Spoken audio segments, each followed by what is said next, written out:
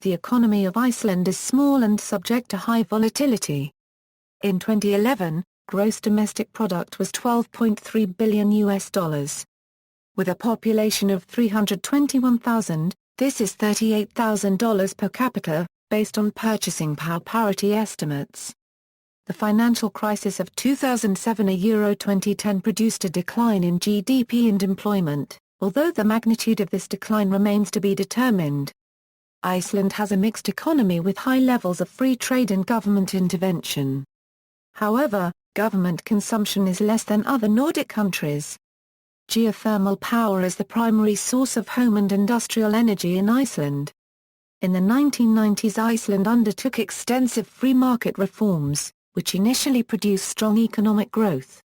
As a result, Iceland was rated as having one of the world's highest levels of economic freedom as well as civil freedoms. In 2007, Iceland topped the list of nations ranked by Human Development Index and was one of the most egalitarian, according to the calculation provided by the Gini coefficient. From 2006 onwards, the economy faced problems of growing inflation and current account deficits.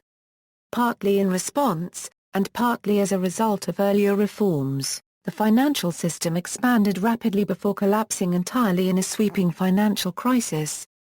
Iceland had to obtain emergency funding from the International Monetary Fund and a range of European countries in November 2008. History. Geography and resources. Iceland occupies a land area of 103,000 square kilometers. It has a 4,790-kilometer coastline and a 200 nautical mile exclusive economic zone extending over 758,000 square kilometers of water. Approximately only 0.7% of Iceland's surface area is arable, since the island's terrain is mostly mountainous and volcanic. Iceland has few proven mineral resources. In the past, deposits of sulfur have been mined, and artemite was extracted from Lake Mar 1/2 VATN until recently. However, today most sulfur is obtained in the refining of oil. That plant has now been closed for environmental reasons. The only natural resource conversion in Iceland is the manufacture of cement. Concrete is widely used as building material, including for all types of residential housing. By harnessing the abundant hydroelectric and geothermal power sources, Iceland's renewable energy industry provides close to 85% of all the nation's primary energy, proportionally more than any other country, with 99.9% of Iceland's electricity being generated from renewables. The Icelandic Parliament decided in 1998 to convert vehicle and fishing fleets to hydrogen fuel, and consequently Iceland expects to be energy independent, using 100% renewable energy, by 2050. As part of this program, the country opened the world's first public hydrogen filling station in 2003. As of 2007, it has about 40 hydrogen-powered vehicles on the road, second only to the U.S. state of California. By far the largest of the many Icelandic hydroelectric power stations is Rahngja hydropower plant in the area north of Vatnajökull paragraph Kull. Other stations include Barrfell, Ránarfoss, Sigöldur, Blanda, and more. Iceland has explored the feasibility of exporting hydroelectric energy via submarine cable to mainland Europe and also actively seeks to expand its power-intensive industries, including aluminium and ferrosilicon smelting plants. Recent geological research has improved the likelihood of Iceland having sizable offshore oil reserves within its 200-mile economic zone in the seabed of the Jan Mayen area. Sectors. Manufacturing. Iceland is the world's largest electricity producer per capita. The presence of abundant electrical power due to Iceland's geothermal and hydroelectric energy sources has led to the growth of the manufacturing sector. Power-intensive industries, which are the largest components of the manufacturing sector, produce mainly for export. Manufactured products constituted 36% of all merchandise exports, an increase from the 1997 figure of 22%. Power-intensive products' share of merchandise exports is 21%, compared to 12% in 1997. Aluminium. Aluminium smelting is the most important power-intensive industry in Iceland. There are currently 3 plants in operation with a total capacity of over 800,000 mtPY, putting Iceland at 11th place among aluminium-producing nations worldwide. Rio Tinto Alcan operates Iceland's first aluminium smelter, in Straumsvík, near the town of Hafnara Paragrapha dur. The plant has been in operation since 1969. Its initial capacity was 33,000 metric tons per year, but it has since been expanded several times and now has a capacity of about 189,000 mtPY. The second plant started production in 1998 and is operated by Nadura L., a wholly owned subsidiary of US-based Century Aluminum Company. It is located in Grundartangi in western Iceland near the town of Akranes. Its former capacity was 220,000 mtPY, but an expansion to 260,000 mtPY has already finished. In 2012 the plant produced 280,000 metric tons, which was valued at $610 million or 76 billion kra-cube near. 4,300 gigawatts were used in the production that year, amounting to nearly 1/4 of all electrical energy produced in the country. In October 2013, Nordic announced the start of a 5-year project aimed at increasing its production by a further 50,000 mtPY. United States-based aluminium manufacturer Alco runs a plant near the town of Rydara Paragrapha dur. The plant, known as Arda L, has a capacity of 346,000 mtPY and was put into operation in April 2008. To power the plant, Landsvirkjun built RAHNJA, a 690 MW hydropower station. The project was enormous in the context of the Icelandic economy, increasing total installed electric power capacity from under 1,600 MW to around 2,300 MW.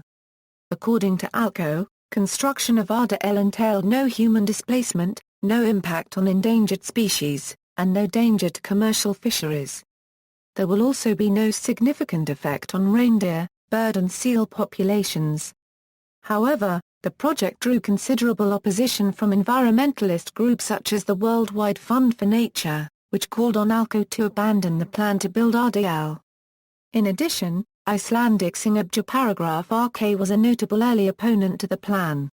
Protesting the proposed construction, the singer's mother, Hilda Rana Hawksticubed TTIR, went on a hunger strike in 2002. Several other aluminium smelter projects have been planned. Between 2005 and 2011, Alco conducted a feasibility study for a second plant in Iceland near Húsavík. That plant was to have a 250,000 mtPY capacity, to be powered entirely by geothermal power, although later estimates showed a potential need for other sources of power. In October 2011, Alco announced its decision to cancel the Baki project. In 2006, Nadura L signed a memorandum of understanding with 2 Icelandic geothermal power producers, Hitaveita Suðureyjar Energia and Orkuveita Reykjavíkur, to purchase electricity for its own aluminium reduction project in Helguvík. The power supplied will initially support aluminium production of 150,000 mtPY, which will eventually grow to support 250,000 mtPY. Fisheries and related sectors in recent years labeled the ocean cluster the single most important part of the Icelandic economy, representing an overall contribution to GDP of 27.1% in 2011. The fisheries sector directly employs around 9,000 people, although it is estimated that a total of between 25,000 and 35,000 people depend on the ocean cluster for their livelihood. Many of these jobs are provided by technological companies that manufacture equipment for fisheries firms and by companies engaged in the advanced processing of marine products or in biotechnical production. By contrast, aquaculture remains a very small industry in Iceland, employing only around 250 people for a production of 5,000 tons.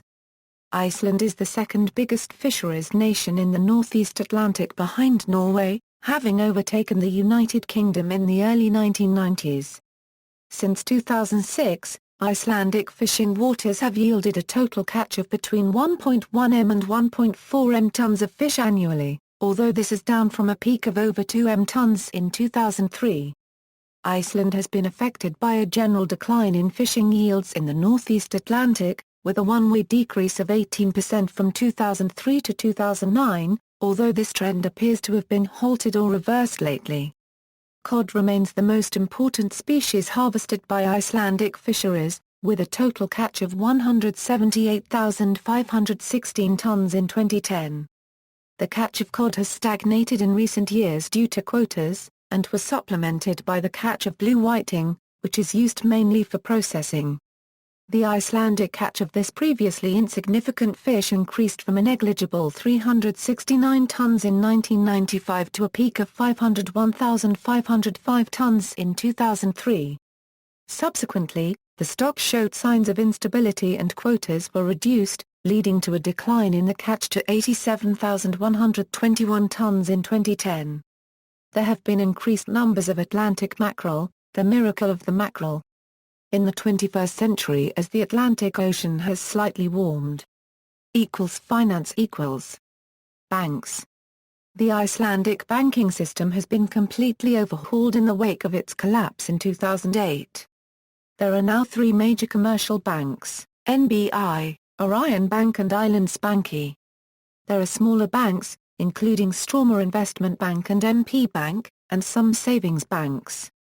There has been extensive consolidation of smaller banks, with Sparis Jodica Flavica being taken over by Landsbanki and BI being taken over by Íslandsbanki. There is no bank presently listed on Iceland Stock Exchange. Orion Bank and Íslandsbanki are mostly owned by foreign creditors while Landsbanki is now majority owned by the state. The ownership stake of the Icelandic state in the banks is managed by Bankasýsla Ríkisins, which aims to privatize its shares in the banks in coming years. Stock market. Because of the persistent inflation, historical reliance on fish production and the long-standing public ownership of the commercial banks, equity markets were slow to develop. The Iceland Stock Exchange was created in 1985. Trading in Icelandic T-bonds began in 1986 and trading in equities commenced in 1990. All domestic trading in Icelandic stocks, bonds and mutual funds takes place on the ICEX. The ICEX has used electronic trading systems since its creation. Since 2000, SAXES, the joint trading system of the NOREX Alliance, has been used. There are currently two equities markets on the ICEX. The main market is the larger and better known of the two. The alternative market is a less regulated over-the-counter market. Because of the small size of the market, trading is illiquid in comparison with larger markets. A variety of firms across all sectors of the Icelandic economy are listed on the ICEX. The most important stock market index is the ICEX 15. Other financial markets. Historically, investors tended to be reluctant to hold Icelandic bonds because of the persistence of high inflation and the volatility of the króna. What did exist was largely limited to bonds offered by the central government. The bond market on the ICEX has boomed in recent years, however, largely because of the resale of mortgages as housing bonds. A mutual fund market exists on the ICEX in theory, but no funds are currently listed. A small derivatives market formerly existed, but was closed in 1999 because of illiquidity. External trade. Iceland's economy is highly export-driven. Marine products account for the majority of goods exports. Other important exports include aluminum, ferrosilicon alloys, machinery and electronic equipment for the fishing industry, software, woolen goods. Most of Iceland's exports go to the European Union and European Free Trade Association countries, the United States, and Japan. The 2005 value of Iceland's exports was $3.215 billion FOB. The main imports are machinery and equipment, petroleum products, foodstuffs and textiles. Cement is Iceland's most imported product. The total 2005 value of imports was $4.582 billion. Iceland's primary import partner is Germany, with 12.6%, followed by the United States, Norway, and Denmark. most agricultural products are subject to high tariffs. The import of some products, such as uncooked meat, is greatly restricted for phytosanitary reasons. Iceland's relatively liberal trading policy has been strengthened by accession to the European Economic Area in 1993 and by the Uruguay Round, which also brought significantly improved market access for Iceland's exports, particularly seafood products. However, the agricultural sector remains heavily subsidized and protected. Some tariffs range as high as 700%. The fishing industry is one of the most important industries. It provides 40% of export income and employs 7.0% of the workforce. Therefore, the state of the economy remains sensitive to world prices for fish products. The following table should be considered in light of the dramatic depreciation of the currency in 2008 of approximately 50%, corrected to EUD or USD. Corrected in this manner, imports since the 2007 peak have been negative, not positive. See Wikipedia entry on Icelandic kr. Economic agreements and policies. Iceland became a full European Free Trade Association member in 1970 and entered into a free trade agreement with the European Community in 1973. Under the Agreement on a European Economic Area, effective January 1, 1994, there is basically free cross-border movement of capital, labour, goods, and services between Iceland, Norway, and the EU countries. However, many of Iceland's political parties remain opposed to EU membership, primarily because of Icelanders' concern about losing control over their fishing resources. Iceland also has bilateral free trade agreements with several countries outside the EEA. The most extensive of these is the Hoyvík Agreement between Iceland and the Faroe Islands. This agreement goes even further than the EEA agreement by establishing free trade in agricultural products between the nations. Iceland has a free trade agreement with Mexico on November 27, 2000. Currency and monetary policy. The currency of Iceland is the kr, issued exclusively by the Central Bank of Iceland since the bank's founding in 1961. The exchange rate in 2008 was 78 kr to the United States dollar, down from 97.43 in 2001. Iceland's krona went from 60 to the dollar in November 2007 to 147 to the dollar in November 2008. Monetary policy is carried out by the Central Bank of Iceland, which maintains a 2.5% inflation target rate, adopted in March 2001. During the 1970s, the oil shocks hit Iceland hard. Inflation rose to 43% in 1974 and 59% in 1980, falling to 15% in 1987 but rising to 30% in 1988. Iceland experienced moderately strong GDP growth from 1995 to 2004. Growth slowed between 2000 and 2002, but the economy expanded by 4.3% in 2003 and grew by 6.2% in 2004. Growth in 2005 exceeded 6%. Inflation averaged merely 1.5% from 1993 to 1994, and only 1.7% from 1994 to 1995. Inflation over 2006 topped at 8.6%. With a rate of 6.9% as of January 2007. Standard & Poor's reduced their rating for Iceland to AA from A+ in December 2006, following a loosening of fiscal policy by the Icelandic government ahead of the 2007 elections. Foreign debt has risen to more than 5 times the value of its GDP, and Iceland's central bank has raised short-term interest rates to nearly 15% in 2007. Due to the plunging currency against the euro and dollar, in 2008 inflation is speculated to currently be at 20 to 25%. Growth. Iceland's economy had been diversifying into manufacturing and service industries in the 1990s, and new developments in software production, biotechnology, and financial services were taking place. The tourism sector was also expanding, with the recent trends in ecotourism and whale watching. However, in 2008, the Icelandic economy entered a deep recession in correspondence to the global financial crisis. Although Iceland's economy grew 3.3% during the last quarter of 2009, The overall contraction in GDP over 2009 was 6.5%, less than the 10% originally forecasted by the IMF. See also, List of companies of Iceland, List of Icelandic brands, accession of Iceland to the European Union. Notes.